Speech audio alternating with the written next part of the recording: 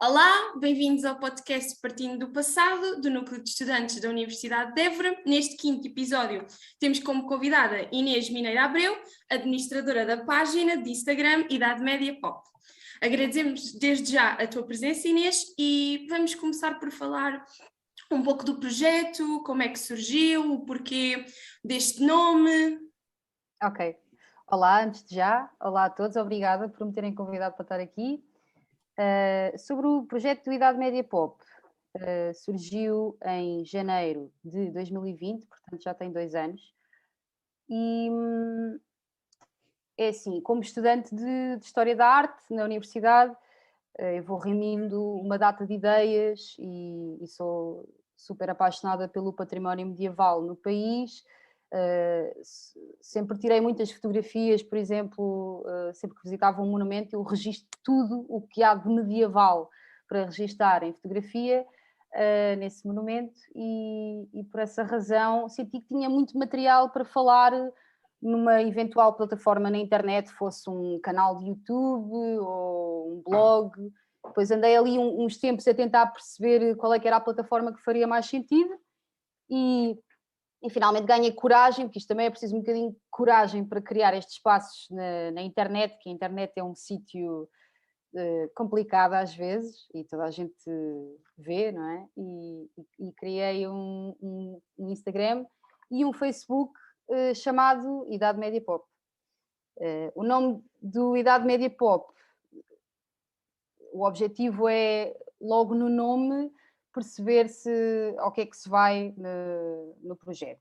E o meu projeto, o conceito que eu imaginei para quando criasse esta plataforma, era ser um espaço online que falasse de uma maneira moderna, a partir da perspectiva da altura. Eu tinha 24 anos e sou uma pessoa de 24 anos muito ligada às questões da cultura pop, adoro música pop, adoro os filmes da minha altura, adoro os memes da internet, sou uma miúda jovem, não é? Agora já tenho 26 anos, e queria falar sobre este património muito, muito antigo, que normalmente a narrativa, o discurso sobre este património também é dominado por pessoas mais antigas, e eu queria ser uma jovem a falar sobre património medieval português de uma maneira que fosse inteligível para pessoas que são do público geral. Portanto, o objetivo não era ser um espaço de internet com uma linguagem super académica e com termos que não são compreendidos por pessoas que não são formadas na área.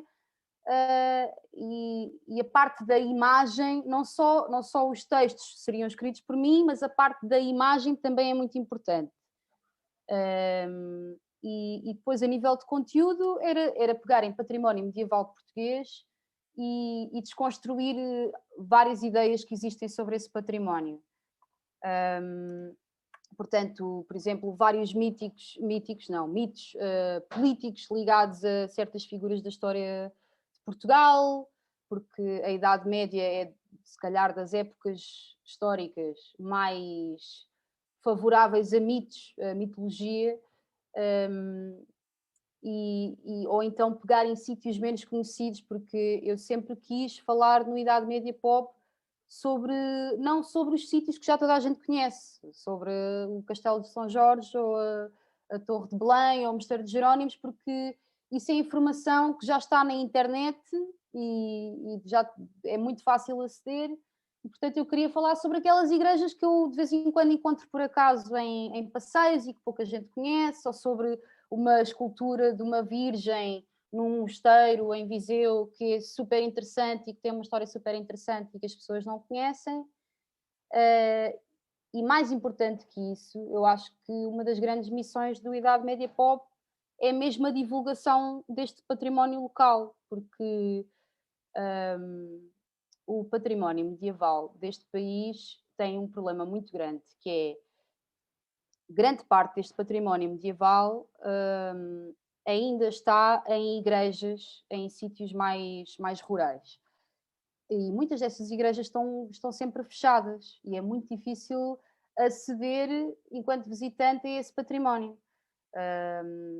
Por exemplo, eu estive agora a passar o meu aniversário em dezembro em Évora e passei lá uns dias e E Évora é uma cidade que tem imensas coisas interessantes medievais para se ver, e eu andava à procura, porque eu estou a escrever uma tese sobre escultura românica portuguesa, andava à procura de uma peça, que é uma peça em madeira que tem 30 por 40 centímetros, que é embaixo, é um relevo românico com uma representação de Cristo em majestade rodeado pelos apóstolos. Eu soube da existência desta peça por causa do inventário online dos bens culturais da Igreja. A Arquidiocese tem um perfil a Arquidiocese de Évora tem um perfil nesse site, e esta peça estava lá inventariada no site e vi uma fotografia. Eu nunca tinha visto esta peça e fiquei interessada, porque podia integrar na minha tese, só que foi um problema gigante para descobrir onde é que a peça estava, e ainda mais para poder ver a peça com os meus próprios olhos e fotografá-la. Então, aproveitei a ocasião de estar por Évora, porque esta peça, segundo o inventário online, estava no Redondo, e eu contactei um pároco de Redondo que me disse: não, esta peça não está aqui, eu nunca a vi na minha vida. E eu achei estranho, e depois encontrei um inventário que foi feito pela Fundação Eugénio de Almeida, que eles andaram a inventariar património sacro, arte sacra, no distrito de Évora, e esta peça românica em madeira aparece no livro correspondente a Borba. A Borba. Eu não sei se diz Borba ou Borba. É Borba. Ok, pronto. É Borba, ok. E esta peça supostamente estava na igreja de São Bartolomeu de Borba. Só que para visitar estas igrejas não é fácil, porque estas igrejas estão fechadas e muitas vezes tem de se andar a ligar para uma data de sítios para perceber quem é que nos pode ir abrir a porta da igreja. Então eu liguei para a junta de freguesia, ninguém me atendia da junta de freguesia, tentei ligar para a Câmara Municipal e pediram-me para falar com o posto de turismo, mas o posto de turismo estava fechado à segunda-feira, portanto não consegui falar com o posto de turismo. Esperei mais um dia e consegui falar com o posto de turismo, que entretanto me passou o número de telefone do padre, que é o padre Alessandro, que foi incrível, e finalmente consegui falar com o padre Alessandro, só que depois o próprio padre não sabia, não conhecia a peça, não percebia do que é que eu lhe estava a falar ao telefone. E eu disse: então espera aí, senhor padre, que eu vou-lhe enviar uma fotografia por mensagem. E enviei-lhe a fotografia. E ele disse: já sei do que é que está a falar. Esta peça estava num museu de arte sacra de Borba, que foi fundada há 10 anos e que fechou também há 10 anos. Este museu não teve nem aberto um ano, que é outro problema do património em Portugal.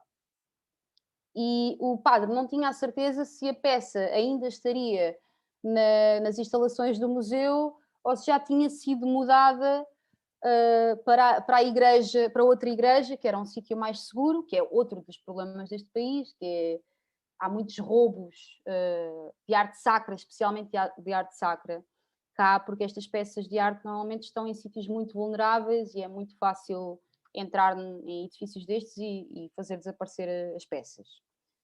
E então eu combinei um dia com o padre Alessandro e fui ter com ele a Borba, e andámos lá a procurar dentro do museu. A peça não estava dentro do museu e estava dentro da igreja de São Bartolomeu de Borba. A igreja tem um cofre e depois estivemos lá imenso tempo, o padre teve imenso tempo a tentar abrir o cofre, lá conseguiu, e eu consegui finalmente, depois desta jornada, ver a peça em madeira com os meus próprios olhos, e tenho a agradecer ao padre Alessandro, porque ele foi super disponível, completamente aberto a uma aluna de mestrado que ele não conhecia de lado nenhum e que o contactou por telefone e deixou de ter acesso à peça e fotografar tudo, e até me disse que tinha todo o interesse em que a peça fosse estudada, porque aquilo é um património riquíssimo e é uma pena estar ali. Portanto, eu gosto de falar muito sobre este tipo de histórias no Idade Média Pop, e acho que seria importante haver aqui uma reestruturação na maneira como se administra este tipo de património medieval no país, porque, por exemplo, se eu estivesse de passagem por Évora naquela tarde, numa tarde, e quisesse ir rapidamente ver esta peça à Igreja de São Bartolomeu de Borba, seria impossível, porque isto tem de ser coisas que têm de ser planeadas com antecedência, os números de telefone das pessoas que são responsáveis pelas igrejas não estão sempre acessíveis a um click away na internet, e é uma pena porque isto depois limita o acesso de muitas pessoas ao nosso património medieval. E essa é uma das grandes missões do Idade Média Pop. Às vezes é tão simples como publicar as fotografias na página, fotografias de peças que não se encontram em mais lado nenhum na internet, e as pessoas veem aquela peça pela primeira vez, e isso às vezes é o suficiente, porque já vários seguidores da página me disseram, às vezes é o suficiente verem a fotografia da peça e verem um post sobre o quão importante aquela peça é, ou a história interessante que há à volta daquela peça, para várias pessoas, da próxima vez que passarem por Évora, quererem ir àquela igreja ver a peça também. Portanto, a divulgação do património é muito importante. Esta peça, por exemplo, é uma peça importantíssima, única no país, não há nenhum exemplo em Portugal de uma peça românica assim, e está fechada dentro de um cofre de uma igreja, e há pouquíssimo conhecimento sobre ela, e é uma pena. Ok, obrigada. A próxima pergunta é: a página tem bastantes seguidores e tem sido alvo de bastante atenção e desperta o interesse da comunidade. O que achas na tua página que desperta o interesse da comunidade?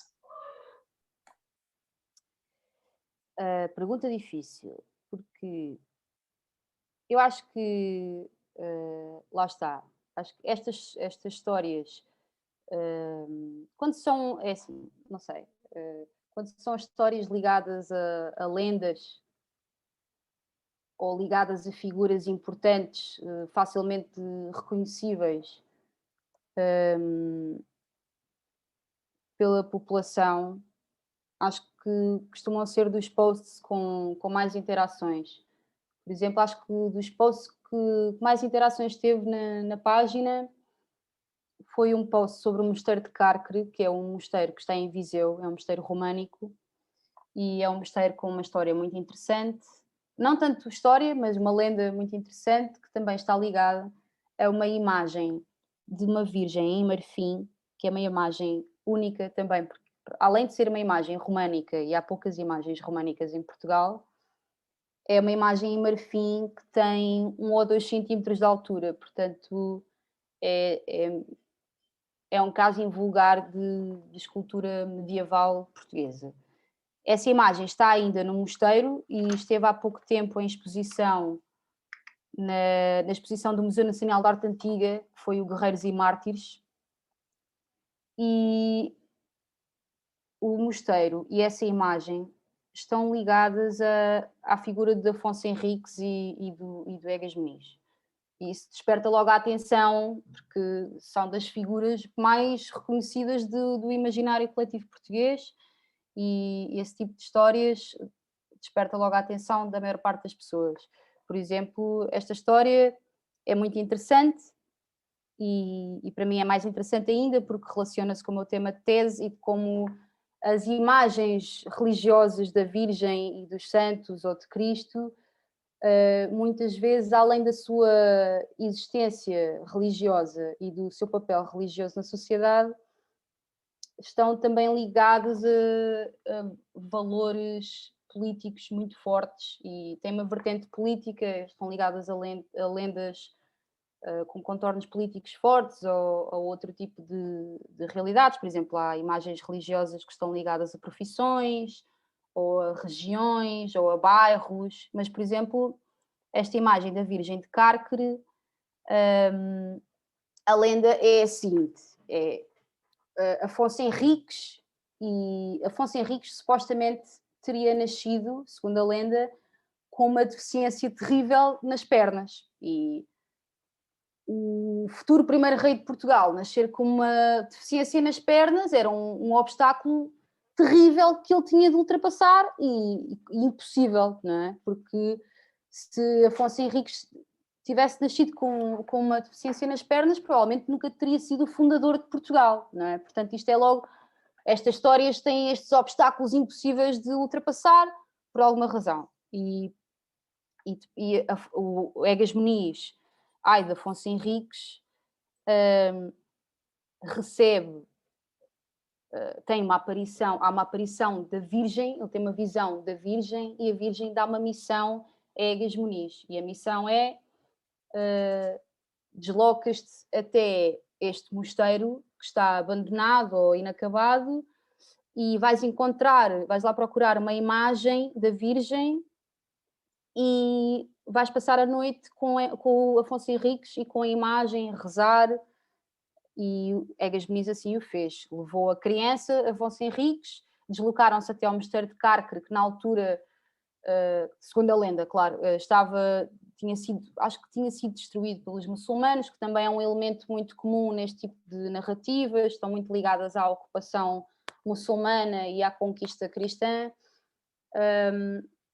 Portanto, logo aqui há um elemento político claro nesta narrativa e Egas Muniz cumpre o pedido da própria Virgem e vai até Cárcere e encontra esta pequena imagem de marfim dentro de um casco de uma árvore, acho eu, que tinha sido lá escondida por cristãos para não ser destruída pelos muçulmanos, e passa a noite e há um milagre e Afonso Henriques é curado da sua malformação nas pernas, e isso é ótimo porque assim pode ser o cavaleiro que ia ser e o guerreiro que ia ser, não é? Nesta altura os reis eram guerreiros e era uma das suas principais características, além de ser governadores, tinham de ser guerreiros.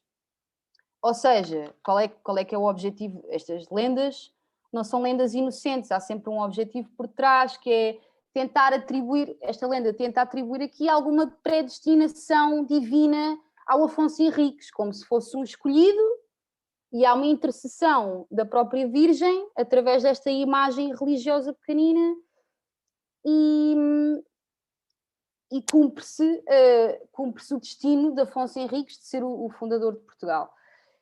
Esse post, eu escrevi um post sobre isto, só que, por exemplo, eu acho que tem de haver aqui alguma responsabilidade histórica quando se escreve um post sobre uma lenda destas, que é não só transmitir esta narrativa, mas explicar o porquê de trás desta narrativa, quando é que estas lendas surgem. Por exemplo, esta lenda, esta narrativa supostamente surge na crónica de 1419, ou seja, já no século XV, já na segunda dinastia, que é atribuída a Fernão Lopes. E Fernão Lopes é uma figura que foi muito mitificadora da primeira dinastia e da segunda dinastia. Portanto, esta lenda não surge nesta altura por acaso. E pronto, e as consequências foram: este mosteiro tornou-se um grande local de peregrinação e esta imagem da Virgem tornou-se muito venerada por fiéis que iam fazer peregrinação àquele mosteiro. E pronto, eu falo sobre isto neste post e tento transmitir. Como é que eu hei de explicar? Tento explicar como é que se podem analisar este tipo de narrativas e perceber as intenções por detrás disto, que estas narrativas não nascem num vácuo e que têm sempre um objetivo por detrás. E pronto, e por exemplo, por outro lado, não há sempre interações positivas no Idade Média Pop. Eu fiz um post há uns tempos sobre um tema que eu achei muito interessante, que é um fenómeno que começou a acontecer no século XV, provavelmente em finais do século XV, em Lisboa, na procissão do Corpo de Deus, quando começam a chegar os primeiros escravos negros a Portugal. A procissão do Corpo de Deus em Lisboa e depois também outras procissões do Corpo de Deus ao longo do país começam a integrar homens negros músicos na procissão. E eu descobri que ainda há fotografias disto no século XX há fotografias, as mais recentes são de 1910, foram tiradas por Joshua Benoliel, portanto mesmo ali na altura da República, destes homens negros que ainda em 1910 integravam a procissão do Corpo de Deus, ou seja, é uma tradição medieval que teve uma continuidade muito grande no tempo, como muitas tradições medievais, e eu achei isso um tema interessantíssimo e fiz um post sobre isto, sobre a necessidade de se contarem mais histórias sobre as comunidades, sobre minorias étnicas em Portugal, as comunidades africanas em Portugal. Acho que isso é uma parte da história que ainda não é suficientemente... Obviamente que já é estudada por académicos, mas o público geral ainda não está familiarizado o suficiente com a história das pessoas não brancas em Portugal, por exemplo. E isso é super importante, e a história tem de ser mais completa, tem de ser mais plural, e eu fiz um post muito sobre isso, partindo, o ponto de partida eram os chamados pretos de São Jorge da procissão do Corpo de Deus em Lisboa, mas na verdade o post era sobre a necessidade de falarmos sobre mais histórias que não as histórias só das pessoas brancas em Portugal, porque, por exemplo, Lisboa tem uma população negra muito significativa desde o século XVI, 10% da população lisboeta já no século XVI era negra. Isso é uma grande parte da população e nós conhecemos pouquíssimo sobre uma grande parte da população lisboeta que era negra, nós conhecemos pouquíssimo sobre as histórias dessas pessoas e infelizmente sempre que se fala em história da escravatura em Portugal e história do racismo em Portugal, há uma reação ainda muito grande. E no Idade Média Pop não foi diferente, houve uma reação muito forte, negativa, por parte de vários seguidores,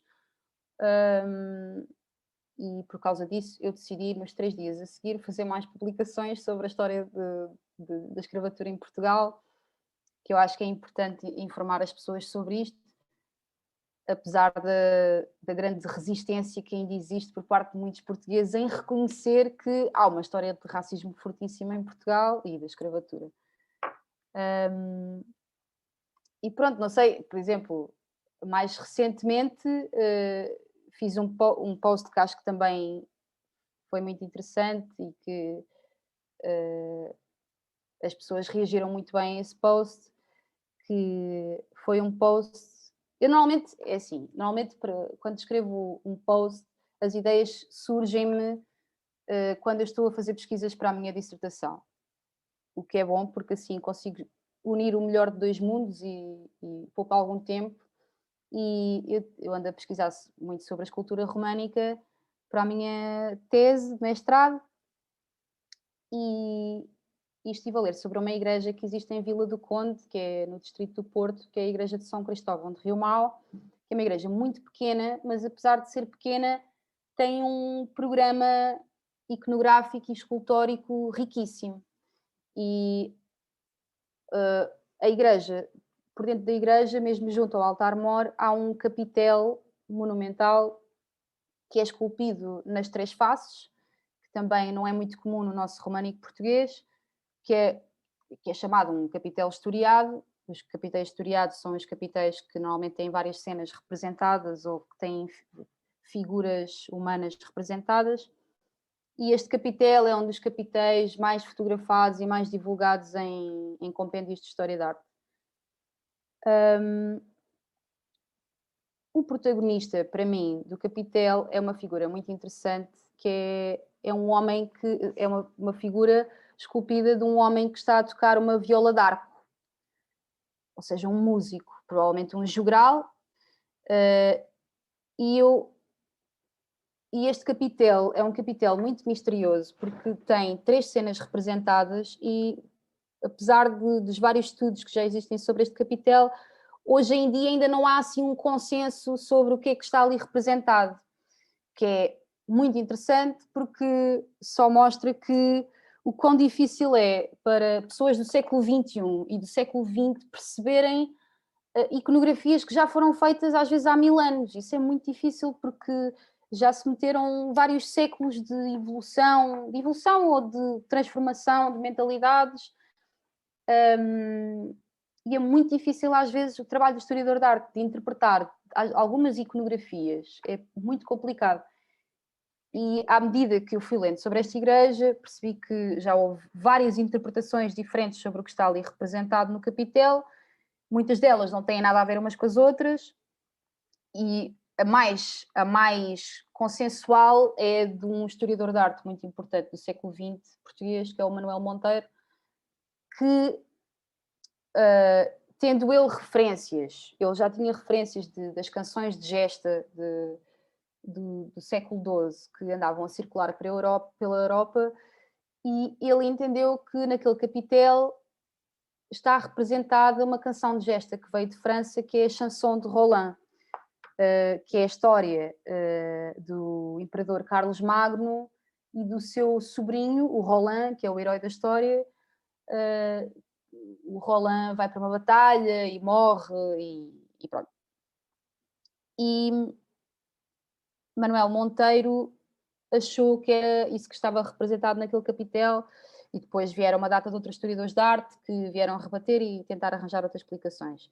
E esse post foi sobre isto, não foi propriamente sobre o tocador de viola que aparece representado naquele capitel, mas mais sobre o próprio trabalho do historiador de arte e o trabalho de interpretação de objetos artísticos e como isto é difícil de fazer.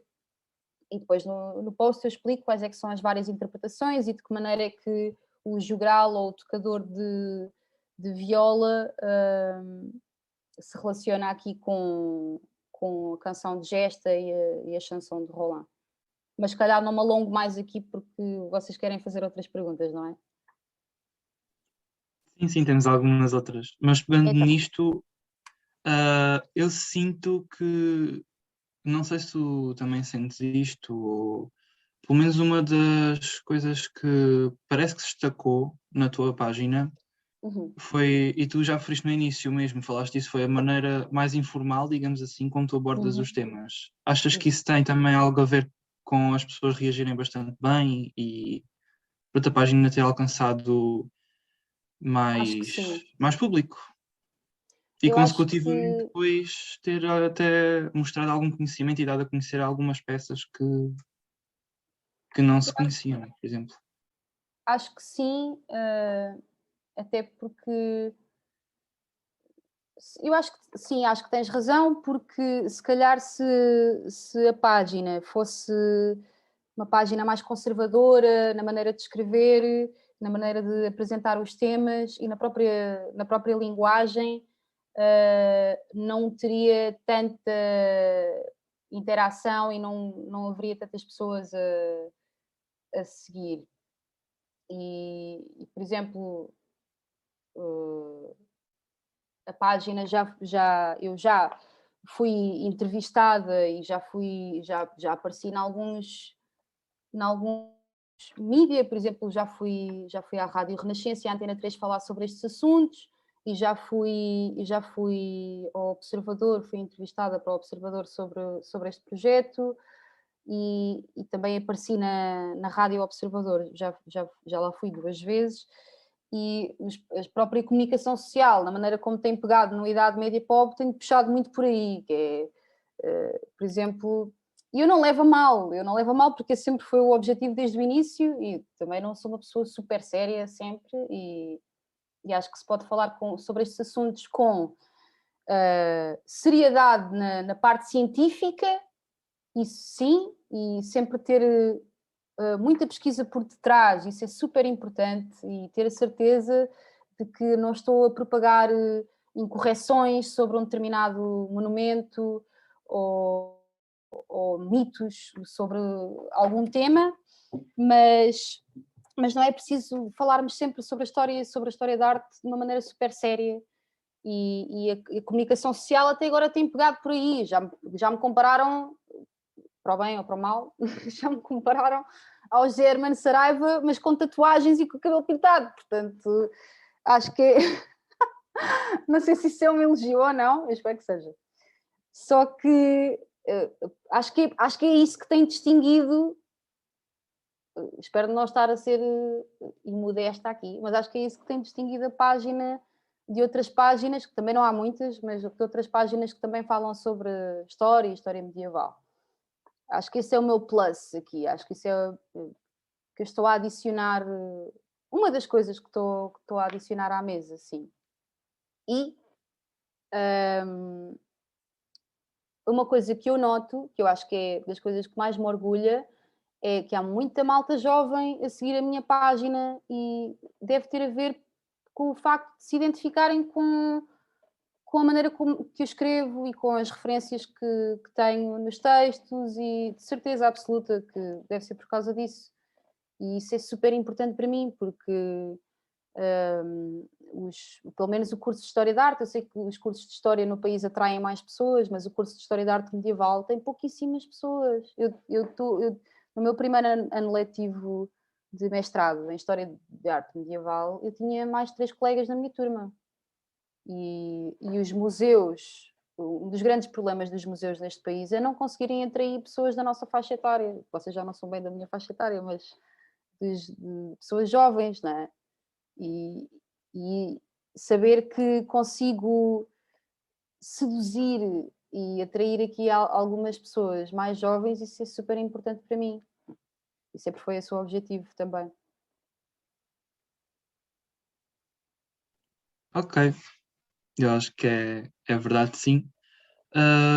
Outro assunto, se calhar mais, digamos, ligado à origem, como é que isto se processou, como é que surgiu esse interesse pela arte e em específico pela arte medieval? Ok. Não sei bem. Sei que sempre lá esteve, desde que sou miúda. Aliás, os meus pais no outro dia contaram uma coisa muito engraçada, que eu já não me lembro os pormenores da coisa, mas eles disseram, há uns dias, para aí uma semana, disseram: olha Inês, encontramos uma fotografia tua, da tua primeira exposição a que tu foste. Eu tinha 2 meses, a primeira exposição a que fui, acho que foi no CCB, e era qualquer coisa relacionada com arte antiga, ou com a Idade Média, era uma coisa assim relacionada com épocas passadas. E eu até comentei com eles na altura: bem, isto está mesmo em mim praticamente desde que eu nasci. E felizmente os meus pais, que têm um papel super importante na minha vida, sempre me levaram. Nós sempre passeámos, eu sou filha única, e nós sempre passeámos os 3 pelo país inteiro.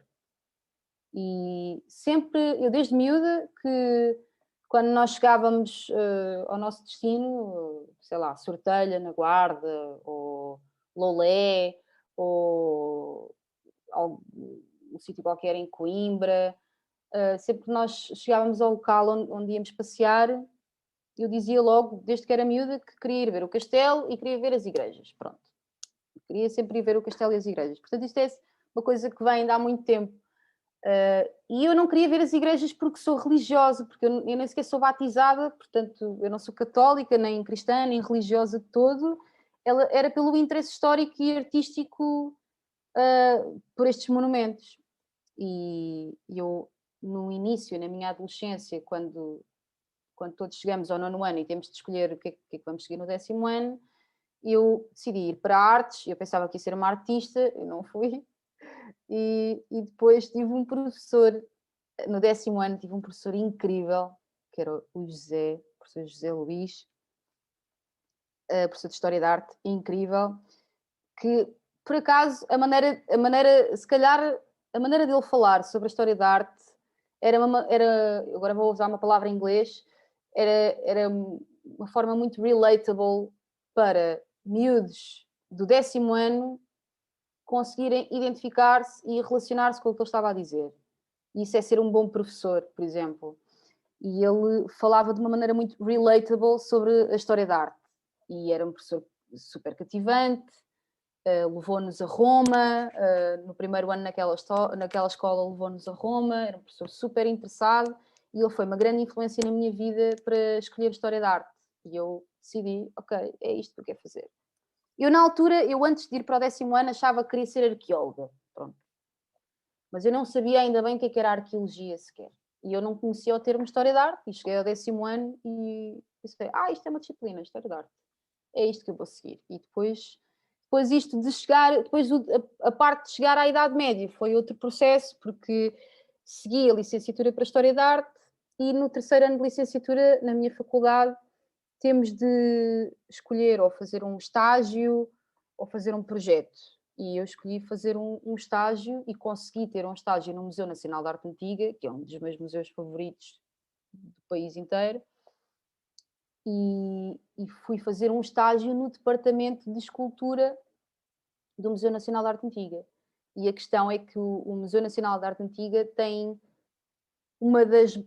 se calhar tem a maior coleção de escultura de imagens, escultura avulsa, de vulto, de imagens do país, tem 2.000 e tal peças de escultura e uma grande parte dessa coleção é escultura medieval. Então eles têm imensa escultura medieval. E eu aprendi muito sobre a escultura medieval durante o mestrado, durante o estágio, e percebi, ok, isto vai ser o meu tema de tese. Portanto, isto foi sendo um processo e realmente a arte medieval e a época medieval é a que mais me fascina e que mais me prende, sem dúvida.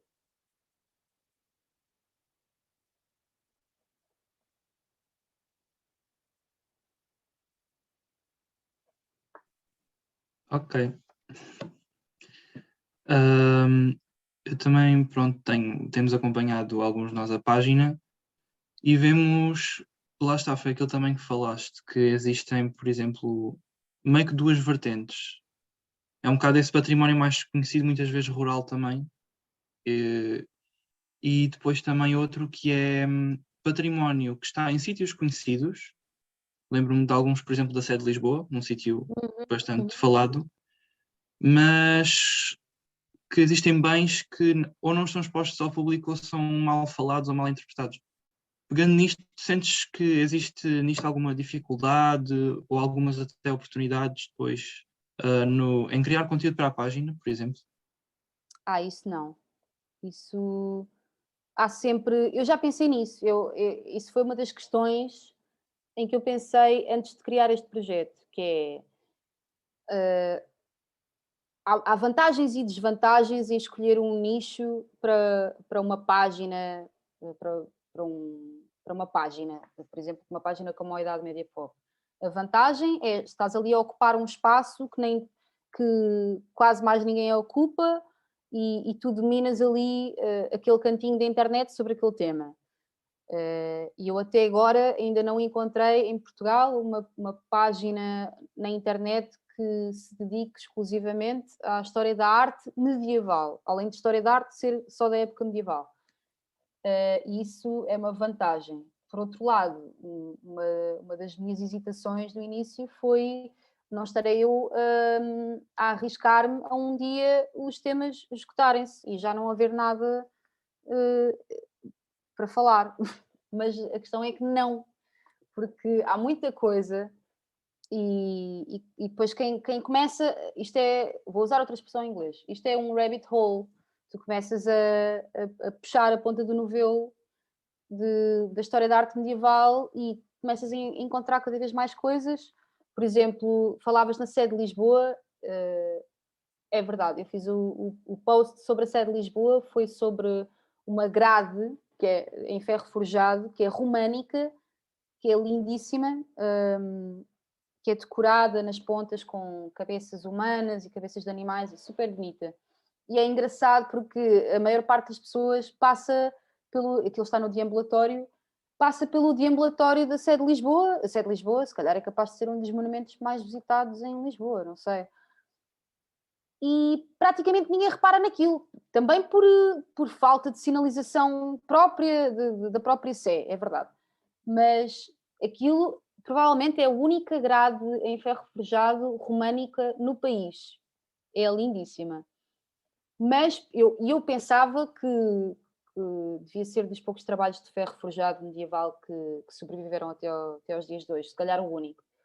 E eu comecei a explorar, lá está, comecei a puxar o novelo e começam sempre a aparecer muitas outras coisas. Eu já comecei a perceber que em Évora há a porta também é uma grade em ferro do batistério da Sé, que também é em ferro forjado. Já é ali na transição da Idade Média para a época moderna, mas também é um trabalho lindíssimo que eu acho que ainda se pode considerar medieval. Também ainda na Sé de Évora há um anjo que era o catavento, que é um catavento enorme do século XIV, em ferro forjado, que é um anjo que estava no topo da Sé de Évora, e depois já encontrei uma grade na Capela da Tocha.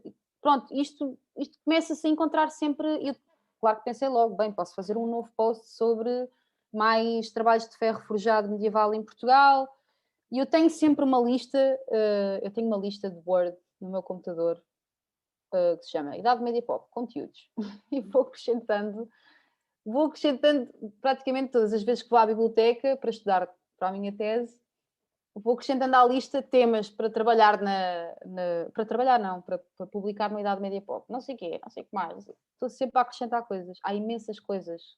Há imenso património medieval em Portugal.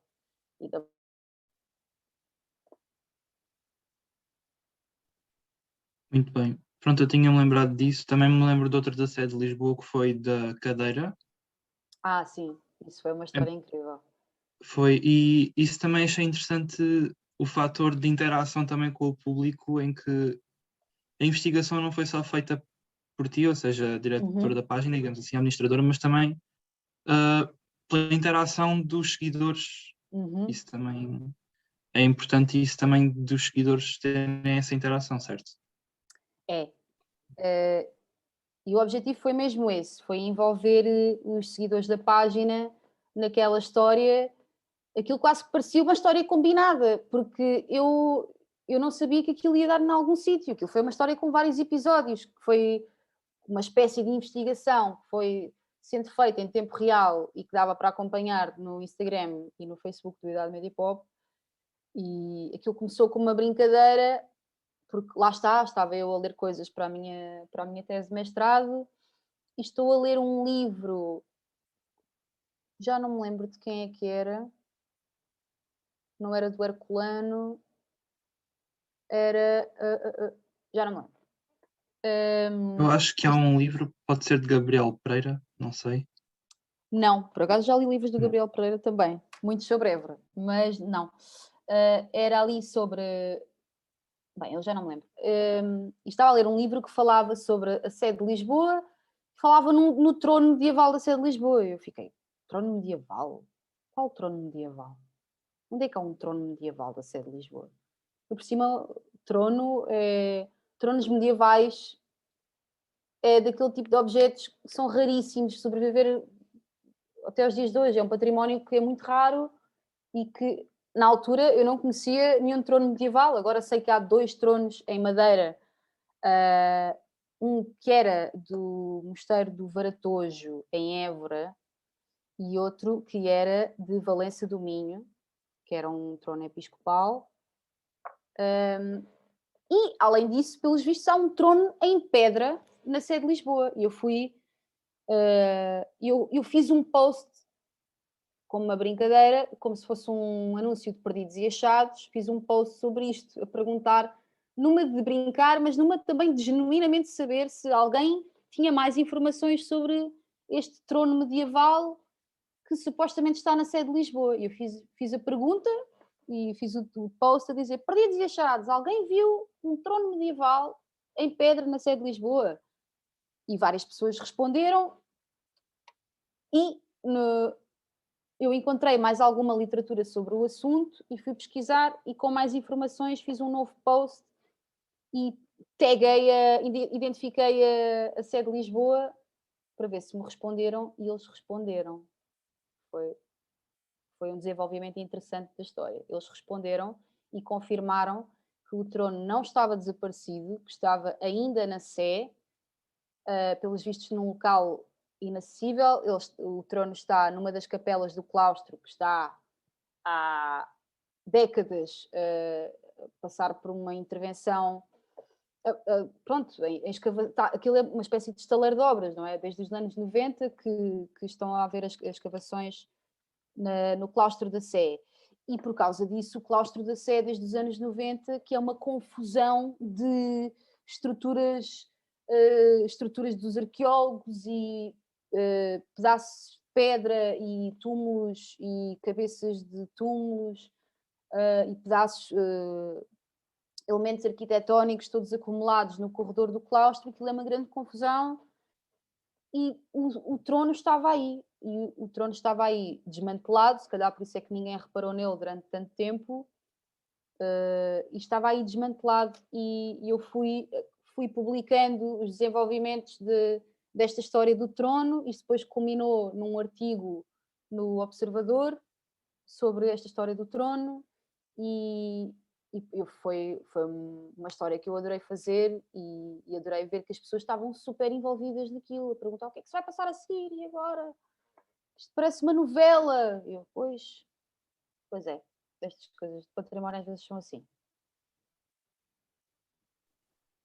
E sobre, pronto, também pegando nisto, não só em como as pessoas viram este projeto a ser desenvolvido e como tu já falaste, que parece que ganhando uma coisa vai sempre surgindo outra e depois outra vai sempre vindo atrás.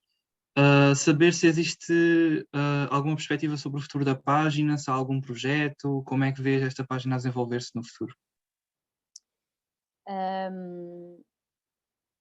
Eu tenho muitas ideias, mesmo, muitas ideias para o projeto e para o futuro do projeto. O projeto vai crescer para ser muitas coisas diferentes.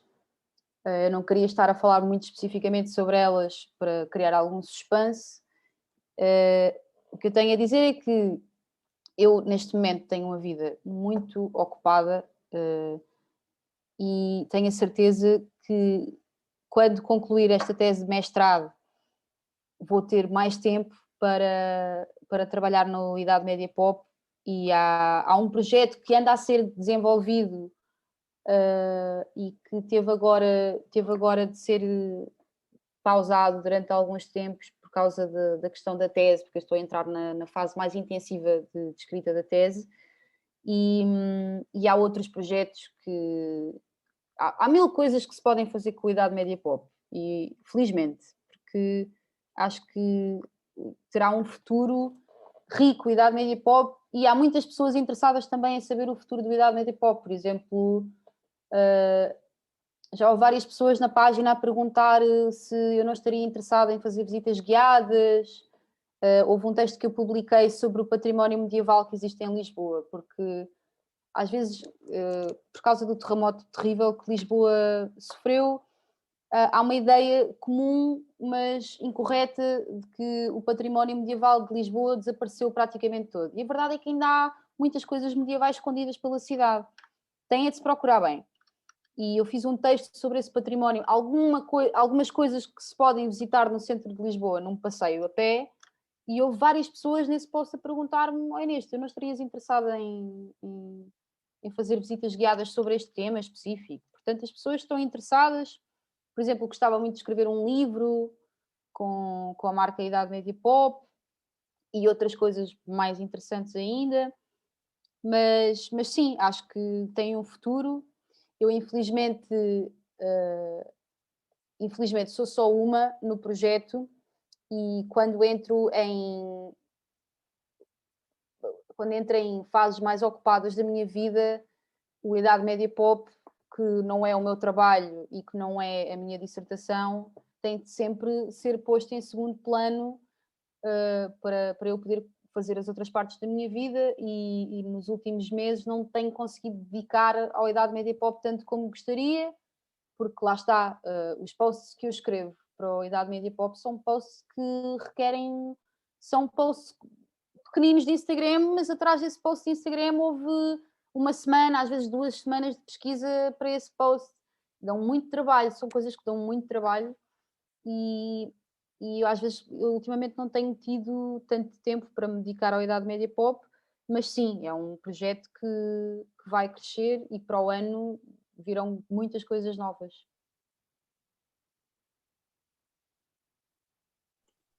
Certo. Tens alguma frase ou alguma coisa assim que queiras dizer, por exemplo, a alguém que esteja a ouvir e que esteja a pensar em criar alguma coisa deste género? Uma página sobre, até nem ser só sobre arte medieval, sobre história da arte ou sobre alguma coisa ligada à história? Conselho, por exemplo?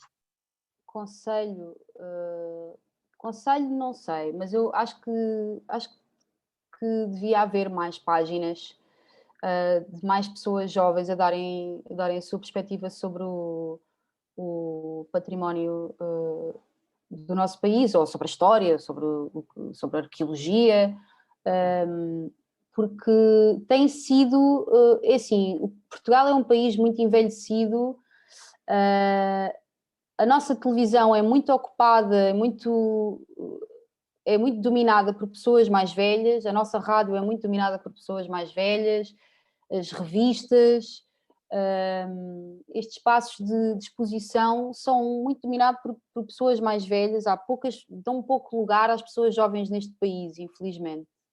Dão pouco espaço de fala às pessoas jovens neste país. Acho que a internet pode ser uma ótima maneira de tu criares o teu próprio espaço e eu acho que devia haver mais pessoas jovens a falar sobre a história da arte neste país. Acho que isso é super importante e claro que sim, eu acho que quanto mais páginas houver sobre mais páginas ou livros ou programas de televisão, seria incrível haver um programa de televisão com pessoas jovens a falar sobre a história da arte, por exemplo.